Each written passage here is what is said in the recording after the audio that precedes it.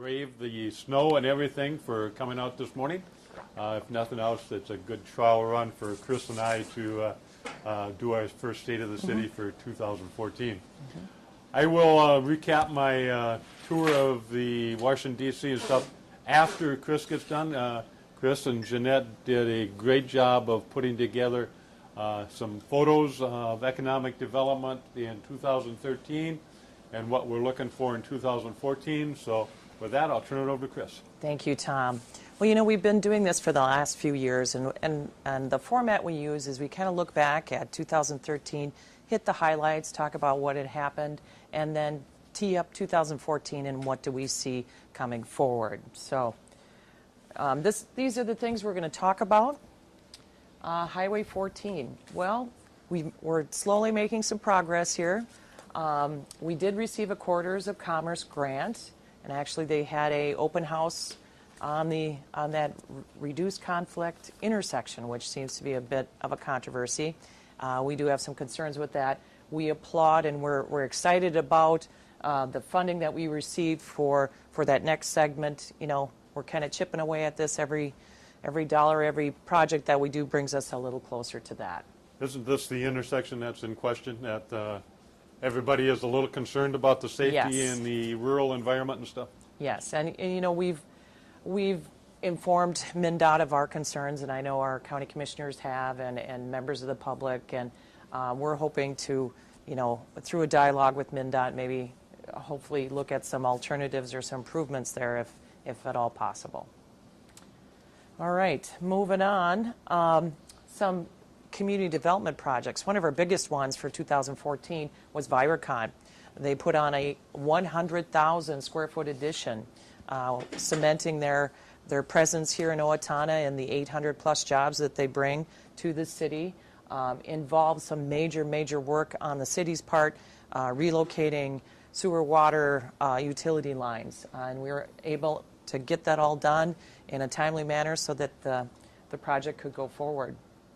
Aldi's Foods, a new venture here, 17,000 square foot building.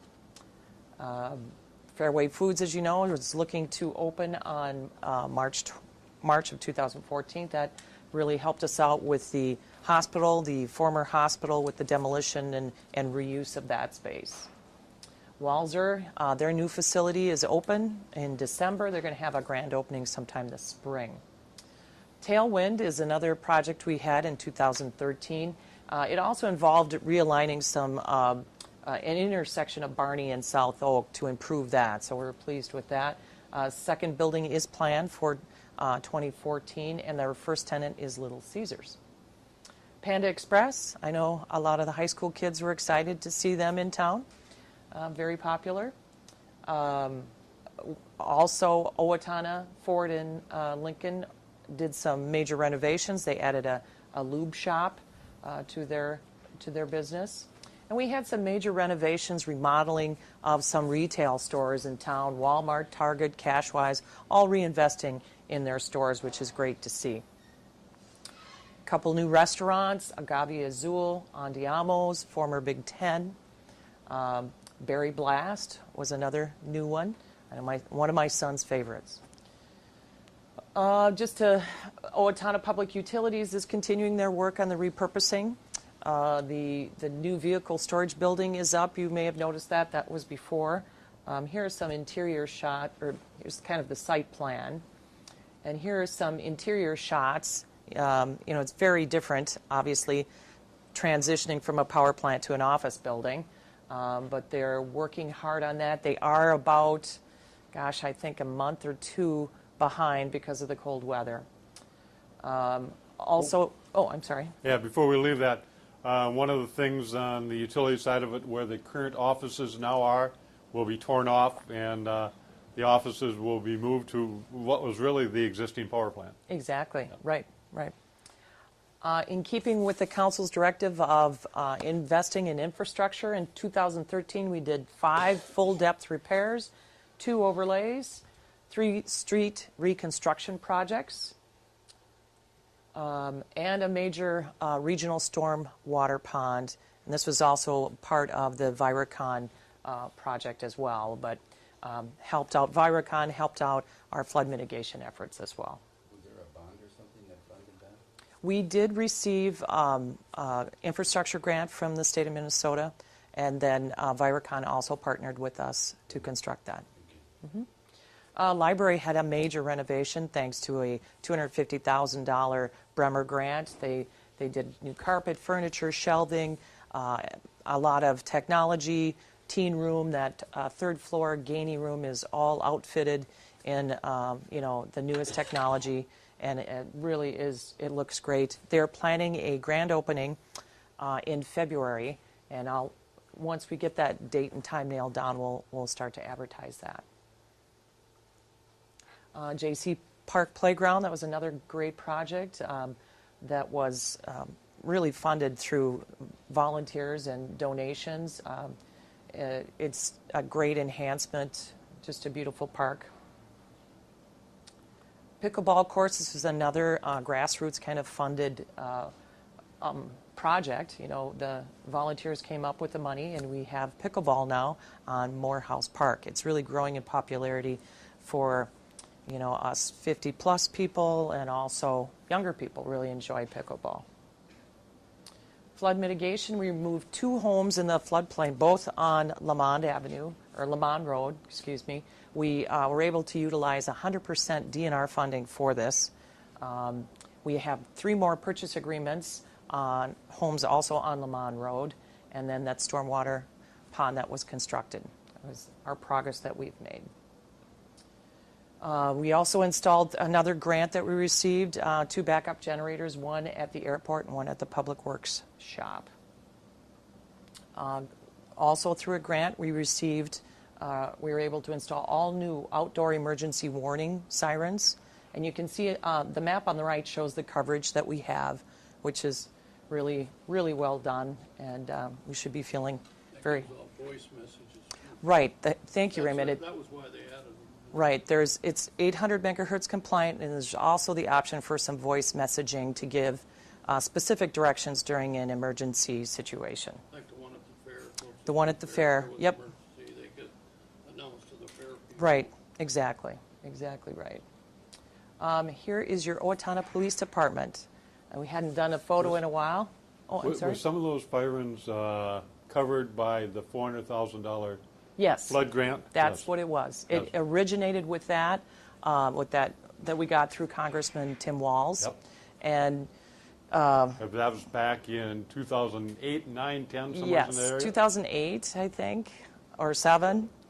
And we weren't able to use it in the FEMA, so we did qualify. We were able to transfer that to a different grant area that allowed us to pay for the warning signs or sirens and the backup generators. So we were very, very lucky. Here's your Owatonna Police Department. They've done a lot of things, and we're just going to highlight a few of them here. Started a chaplains program in 2013, and you see all members there. Not pictured is Father Mike Cronin. Started a reserve program. 20 reserve officers donated over 2,500 hours to the community. They're used in a variety of ways, from traffic control, park control, safety camp, just any number of ways, and we're very lucky to have them. And this is also funded all through donations. We have a canine unit, Officer Brady Fox and his dog Cash. They recently went through the St. Paul program. They graduated. He is a narcotics detection dog, also all funded through donations. We made some improvements, some infrastructure improvements for LEC storage. There we've got a secure area for evidence and a protected space for our patrol cars. Police Department also started a new project in 2013, which I am very excited about. It's called Citizens Academy, and it's a program that gives people kind of the inside look, a real in-depth view of the police department and how it works. And here you see the graduates of the first Citizens Academy. Some improvements also at the animal control facility, flooring, cages. As you can see, it's a very nice, clean facility for our dogs and cats. And they also put animals on their Facebook page that are available for adoption. They do a great job with that, so if you're ever in need of a dog or cat, please check it out. 2013 budget went up slightly, 1.83%. As you can see, we invested additional funds in CIP and Economic Development Authority. And here's kind of the breakdown of where we spend the money, and this has historically has not changed a great deal. Police, engineering and streets, and park and rec are our major investments. Looking forward into 2014, here are your elected officials. And up this year, there will be an election. Up this year would be Brent Swemby, Dave Burbank, Nathan Dotson, and Raymond Trulson. And for 2014, we had a zero increase in our levy. We held it flat for a number of reasons. One major one is our LGA was partially restored. We were able to invest that in some CIP items. Also, we finally got some relief from that state sales tax. So that allowed us to maintain that levy at the 2013 level. Here you can see over kind of a history, and I'm sorry that our years don't show up on the bottom. We got to kind of tweak this. You can see the history of the levy increases. I came in end of 2007, and ever since then you can see it's been a definite change, and we've really kept, thanks to the efforts of our department heads and myself and the council's direction, we've really kept our levy increases low or non-existent. Here's a kind of a pie chart that compares 2008 to 2014. I'll just point out a couple of things. Personnel costs in 2008 represented about 72% of our expenditures. That's down now to 68%. We've gone through a lot of restructuring, lean events to try and become more efficient and effective.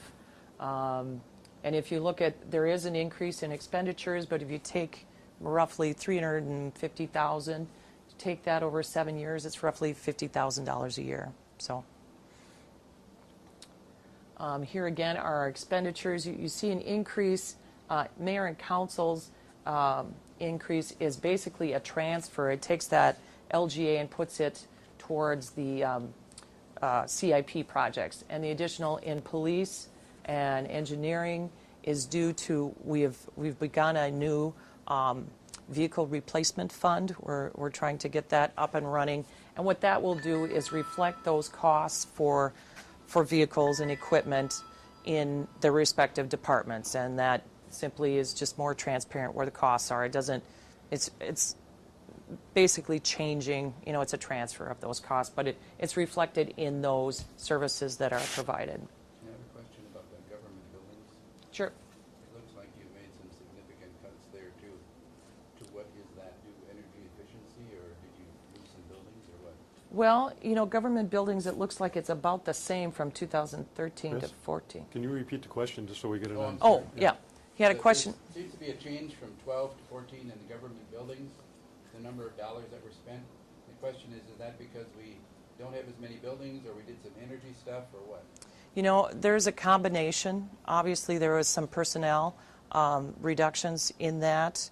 Also, we have been partnering with OPU on energy efficiency projects throughout West Hills and all government buildings. So definitely there is those savings as well.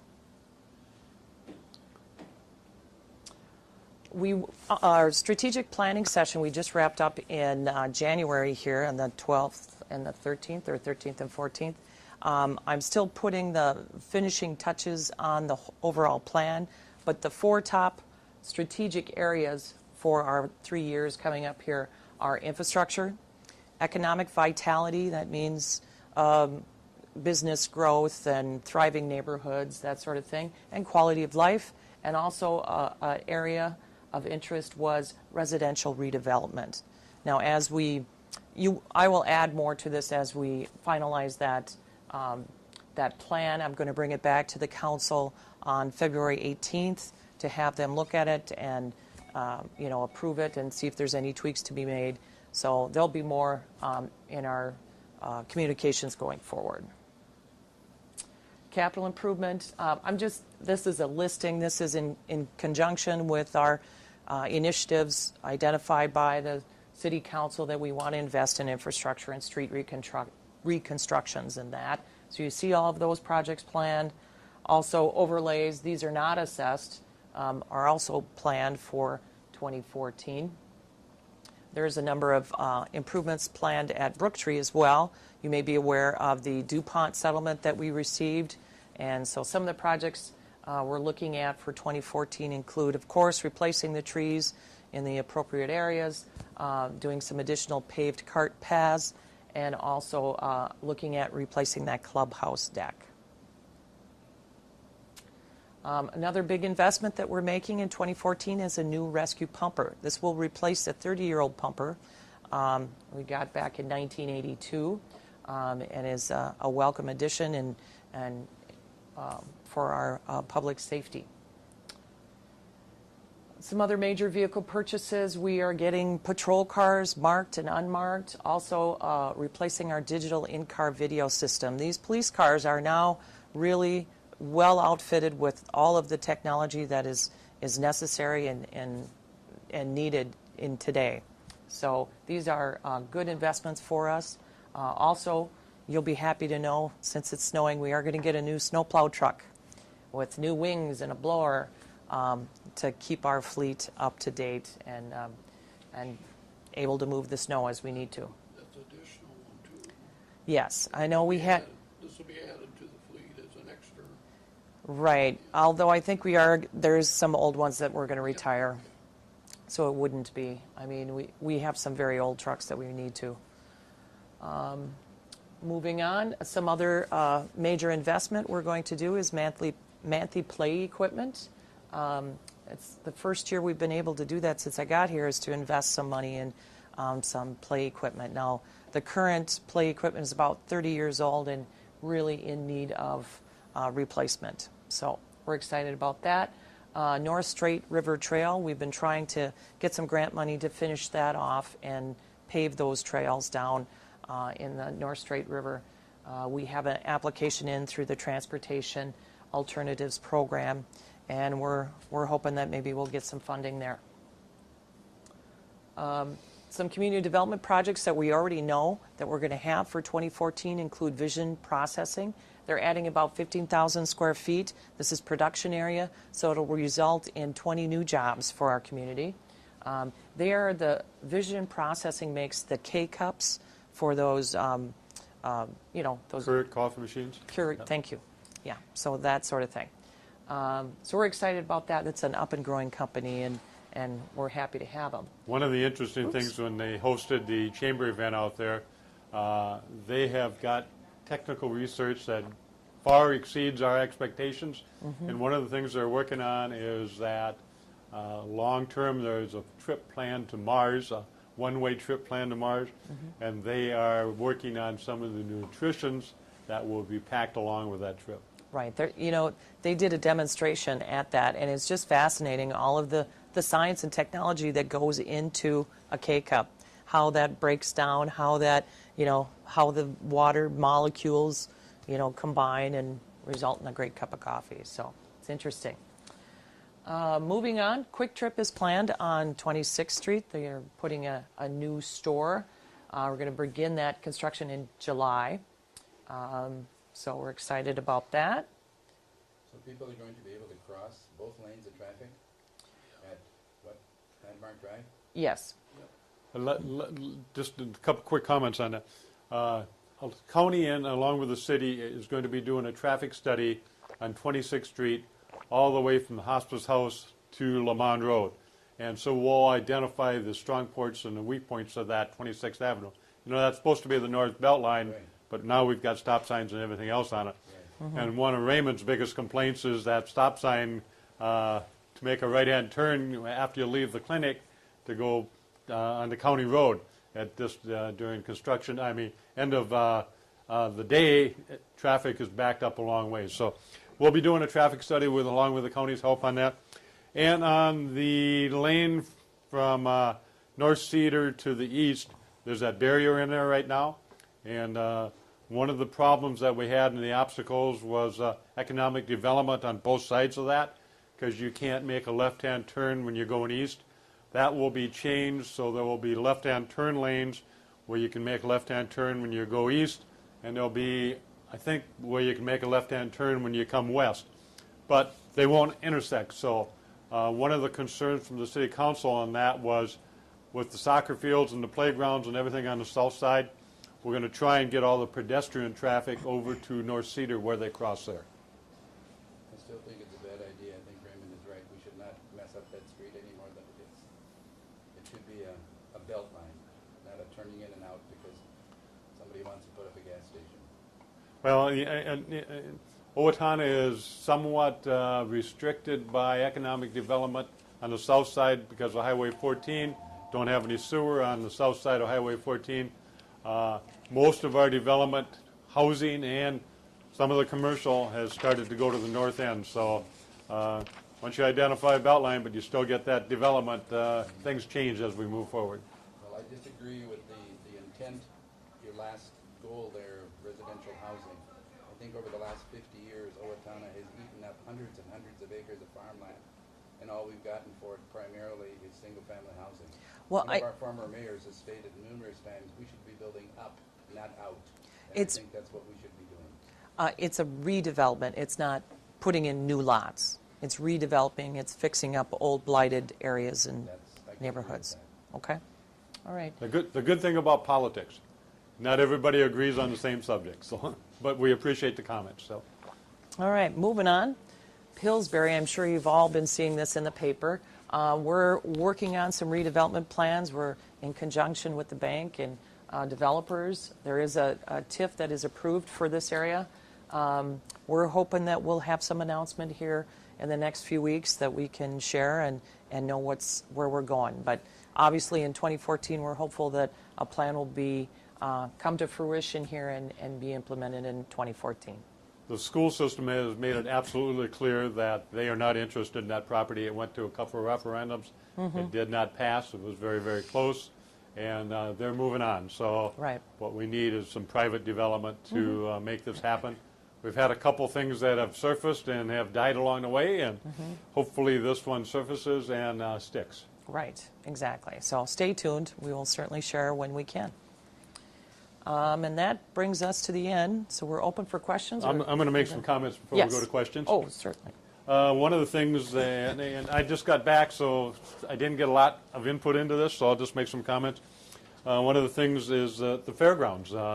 If we look at the fairgrounds, we've had some of the cattle barns destroyed by snow, and we're in the process, the county fair and the county is in the process of putting up a new show shed and cattle barn up in that area. One of the things, in order to get their financing done and everything, they had to work with the city and re-identify some traffic lanes and some stuff that the city's responsible for. So there's identified 3 or 4 streets that we're responsible for because of the park and rec and everything to help maintain. And at the last council meeting, they just approved street signs going on out to the fairgrounds and addresses. And so you'll see a little bit of that changed going out that direction. Highway 14, my understanding is the county has turned the negotiations of Highway 14 back over to the city from where it starts on the city limits down to Hoffman Drive. Right. I think that we will be working with MnDOT and trying to get the best deal we can for that. One of the comments that you continue to hear is that's a gateway into the city. When we reconstruct that gateway, let's make sure we do it right. Let's get some input from the public. Let's make sure we get some trees along the sides, some beautification for it, and it's done in a correct way so when you're coming in on 014 in the city, we can really have some beautification into that direction.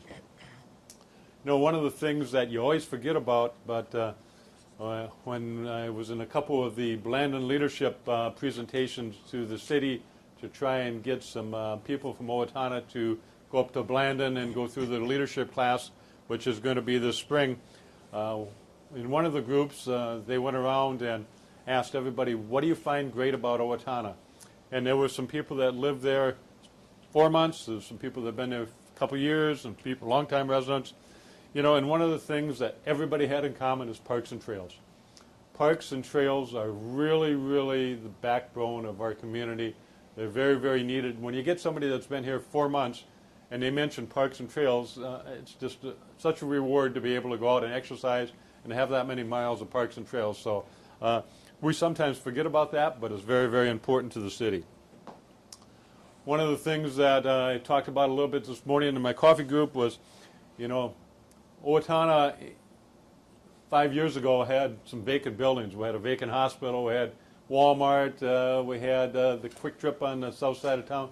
And we've done a great job of finding ownership of those vacant lots and those vacant buildings. So I think that if we look at industry, we're somewhere in the 93% occupied rate, somewhere in that area. And if we look at our downtown area, that's, I think, plus 90% occupancy rate. Mm-hmm. So it's getting to the point where we have to look into the future. How are we going to provide those buildings, and what building space is going to be needed as we continue to look to the future and bring in new industry and new commercial development. Downtown is an extremely important part of our community, and we've been very fortunate to get some grants, which has helped beautify the storefronts and also provided some apartments upstairs, some living quarters and everything. So we need to make sure that we do a good job of concentrating on our downtown area and downtown economic development. I was talking to my son last night after I got back from D.C., and he says, you know, one of the things that's missed is that we never talk about the partnerships we have with private and public. You know, Owatonna wouldn't be the community it is, you know, the pickleball courts and all the other things that we've talked about. Without volunteers to make our community such a great community, you know, you got grandparents for education, you got people working in the school system, you got all the volunteers that work in the park and rec department and do the coaching and everything, the volunteers that sit on committees for city government, and the private sector that helps donate to that. So Owatonna is very, very blessed because of its commitment to Owatonna and its fundraising and hundreds of people that stand up and volunteer to make Owatonna a great community. So I really, really appreciate that. I had the privilege of going to the State of the Union. It was an exceptional opportunity.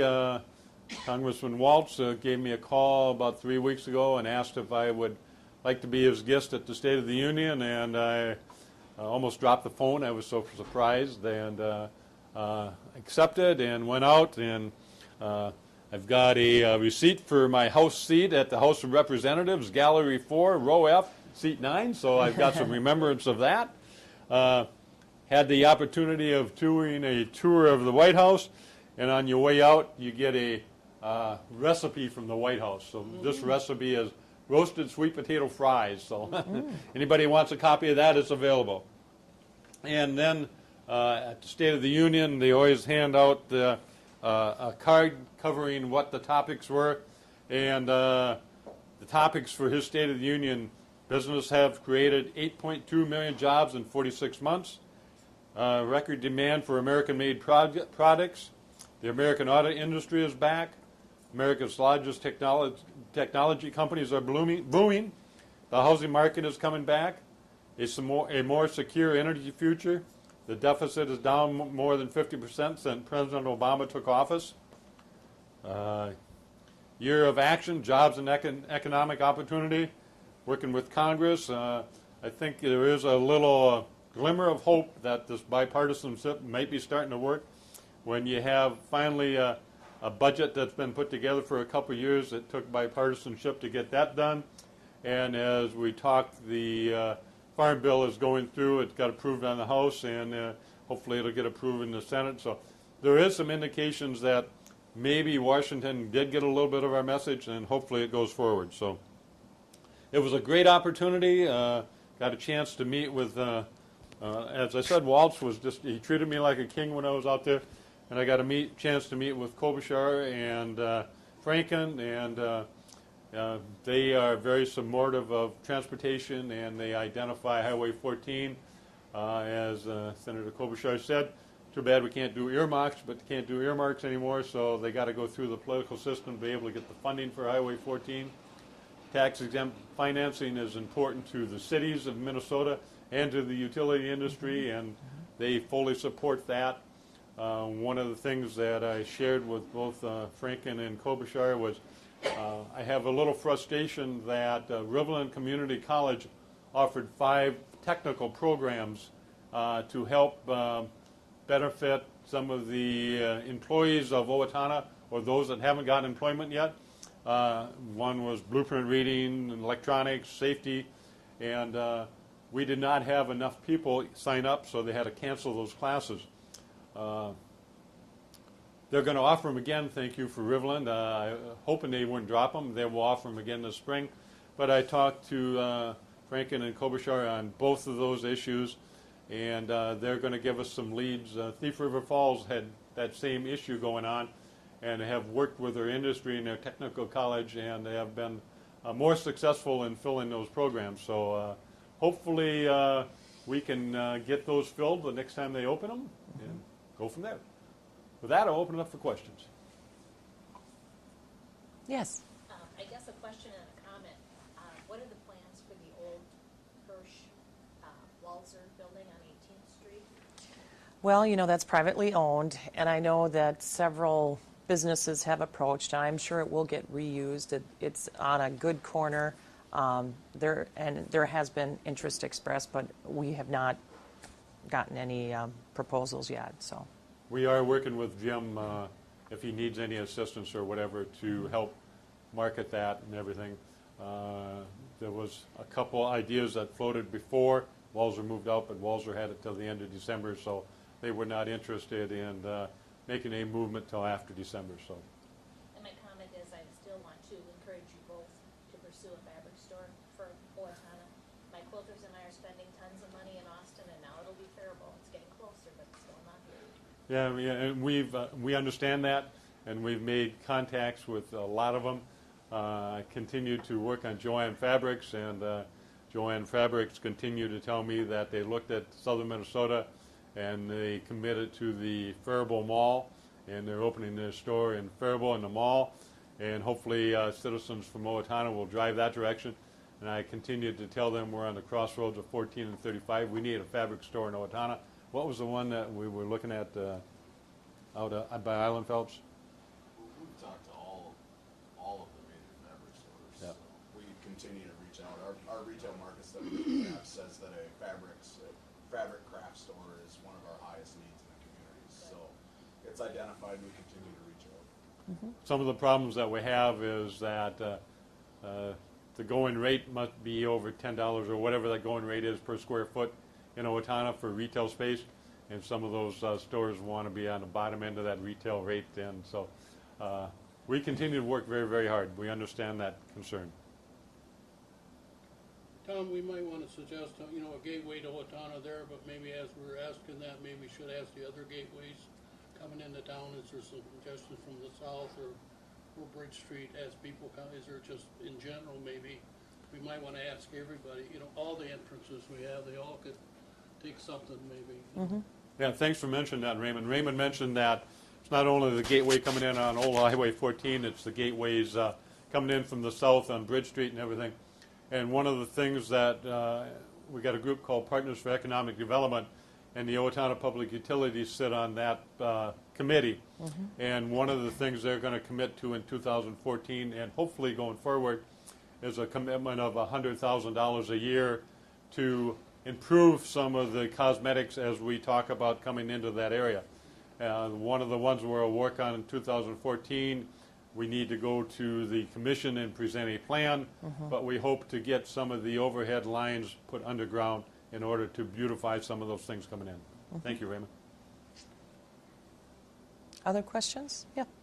I'm pleased to see that you're working on the North Straight River Trail. I know there's been some movement over the last couple of weeks about the railroad corridor that runs through Medford up to Faribault. How is the city involved in that? You know, I might call on Corky. You probably have the best information.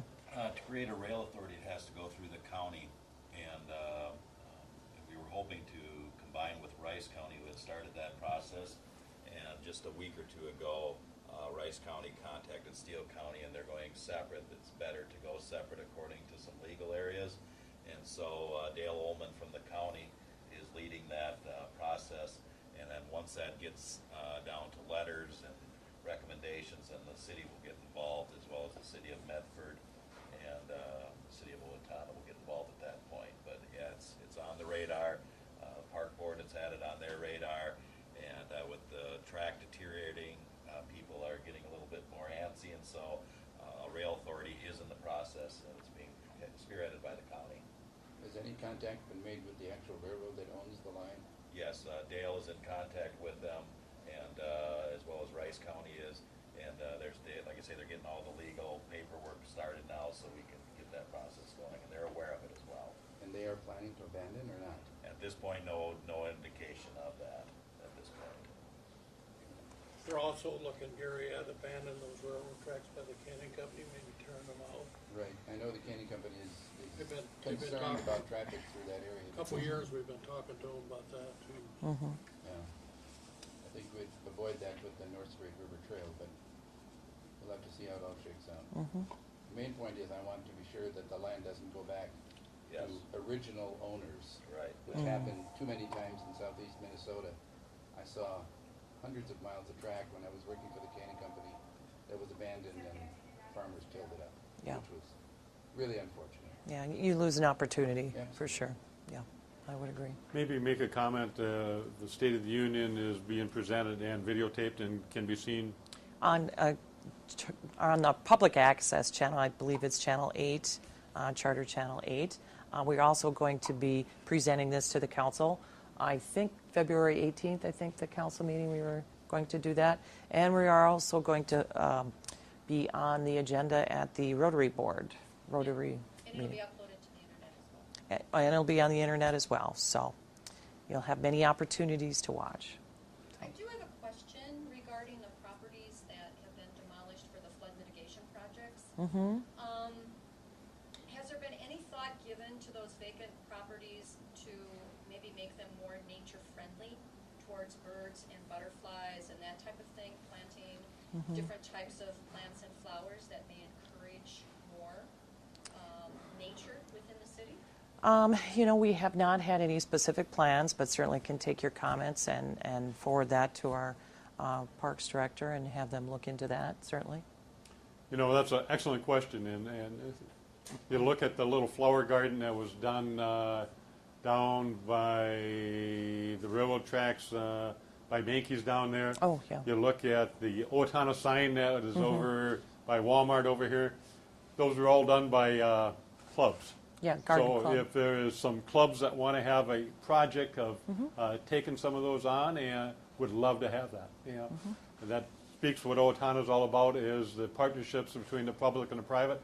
And if some of those clubs want to have a beautification area, would love to have them do that. Great idea. Yeah. Any other questions?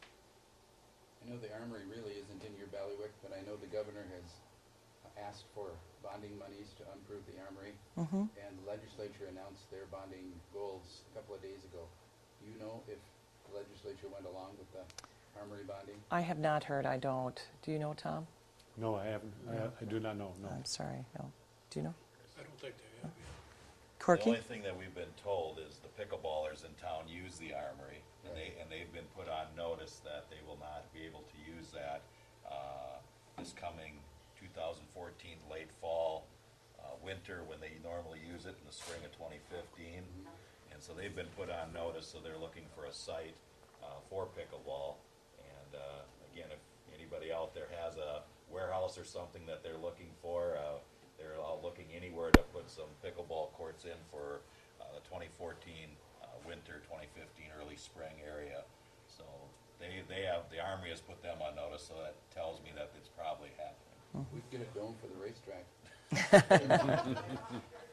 There you go. All right. You know, and there is a lot of projects being discussed for 2014. The ones that we're able to showcase in our State of the City is the ones that have permission to talk about. There is a lot of things going on behind the scenes that we don't have permission to talk about. Yep. And hopefully we'll see a bumper year in 14 as we did in 13. Yep, exactly. Are there any thoughts to investing in solar or wind power to decrease the energy needs of the city? At this stage of the game, I can't give you an answer from the utilities point of view. I know the utilities, the Owatonna Public Utilities is a member of Southern Minnesota Municipal Power Agency, and from the municipal utilities side, they are heavily involved in wind generation and some hydro projects and some gasification stuff. But that's in the big picture of the 18 members. So to get it down to the local level, yeah, we're helping pay for that, but as we build any solar and stuff in town, I haven't seen that happen yet. Okay. All right, with that, thank you very much for your kind attention. Appreciate it. Appreciate your being public with all this information. It's great. You bet. Anytime.